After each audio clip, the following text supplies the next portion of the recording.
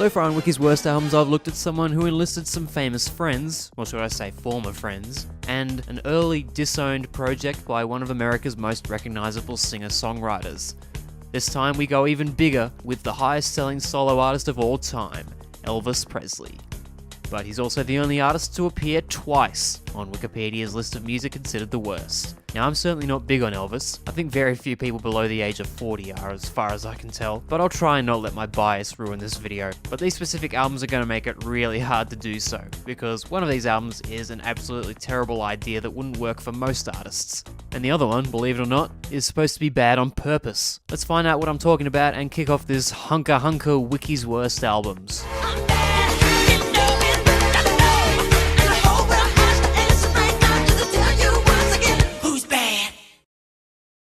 First off, here's the Elvis album on this list that was released during his lifetime. It's called Having Fun with Elvis on Stage. Oh, so it's a live album, is probably your first thought.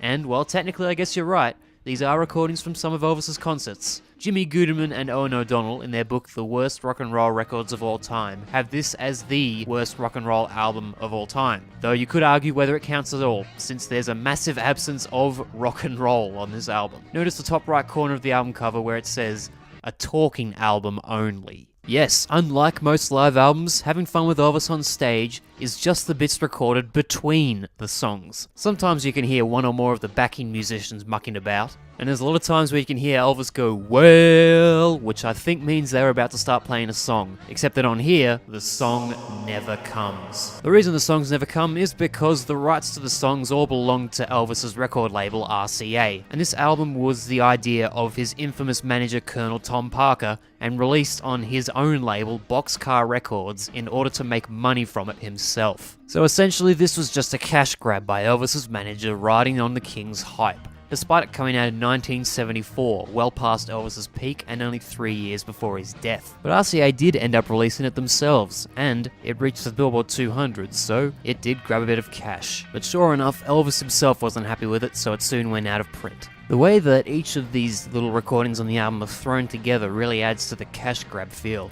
Sometimes you can't tell when one clip ends and another starts. Other times it's painfully obvious when that happens, and there's essentially no context or order to them, so it's a real mess. You can hear that he does in fact have a sense of humour at least, but he was certainly never a stand-up comedian. And unless the album is by a comedian, then I don't want to hear an album that's 90% spoken word and 10% spontaneous singing that doesn't lead into a full song. This Mental Floss article detailing some of the things he talks about on the album is funnier than the album itself. So if you're thinking of listening to Having Fun with Elvis on Stage, for some reason, then just read this Mental Floss article instead, because you'll get the gist of the album in much less time than it takes to actually sit through it. While this album isn't painful for me to listen to like some of the albums on this list probably will be, it sure is boring.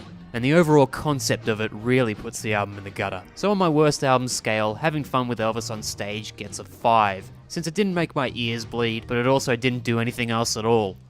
Now time to look at the more musical Elvis release in this video, a compilation called Elvis's Greatest Shit. No, this obviously isn't an official release. It's a bootleg by an unknown compiler known simply as Richard.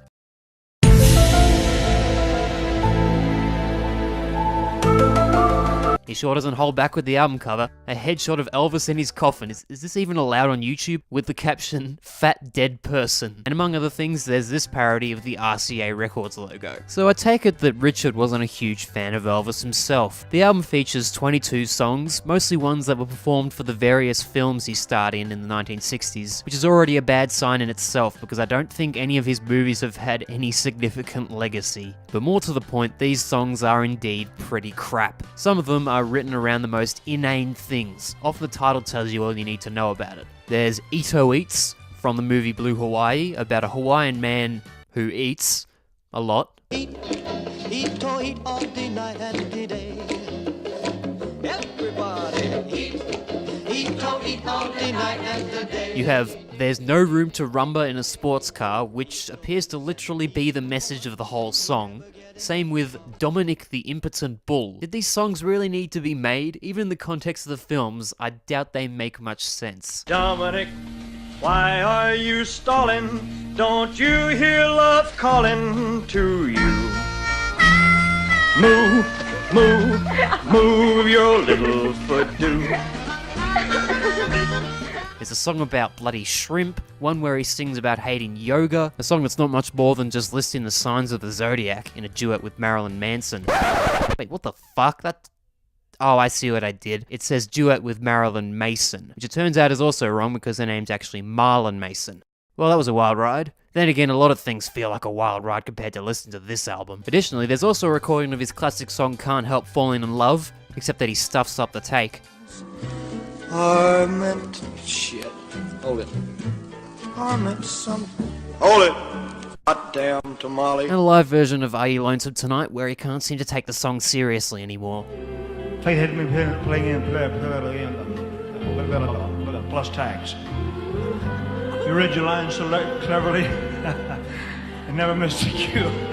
And throughout, there's also some clips from Having Fun with Elvis on Stage, because it wouldn't be a compilation of his greatest shit without those. One of the few upsides of this album is that Elvis was always a great singer, so that part doesn't grate too much. But that doesn't really matter when most of the songwriting and lyrics here are silly and or annoying. Some of my personal low points in the compilation are Confidence, which sounds like a rejected song from a musical like Annie, with its annoying kid background vocals. And outstanding lyricism like with a C and an O and an N and an F and an I and a D and an ENTS. Rolling Stone puts it best, it's about as fun as a tetanus shot and less memorable. And then there's Wolf Call. Just having wolf whistles in a song is bad enough. But just go and listen to it for yourself. I don't think I could do justice to how shit this song is. I saw you standing against the wall. Whoa. I whistled and I gave my all. Oh. Now don't tell me you don't fall. So like Having Fun with Elvis on Stage, Elvis's greatest shit is likely much more listenable than most of the albums on this Wikipedia shit list, and Presley's genuine musical talent makes it a little more listenable. However, the horrible, horrible songwriting definitely does not. Even fans of musical films, 60s music, or Elvis would probably struggle to sit through these. So this album is a 4 on my scale, not as high as Having Fun with Elvis, as it loses points for being purposely shit, because intending to make something good and failing miserably is much more special. A Rolling Stone quote sums it up rather nicely. Picking the worst song Elvis recorded for his wretched 60s flicks is a little like picking your least favourite terminal disease. Thanks for watching this episode of Wiki's Worst Albums, or should I say, thank you very much. Yeah, I'll never do that again. As someone who never cared for Elvis's music, this was the roughest one to do so far. But if I keep this series up, then I'll be hearing a bunch of singers who are much worse than him. So yeah, I can't wait for these albums to get worse and worse. Take care and goodbye, everyone. Ito is an eating boy. He never get enough of fishing, boy. He eat everything, he don't care what.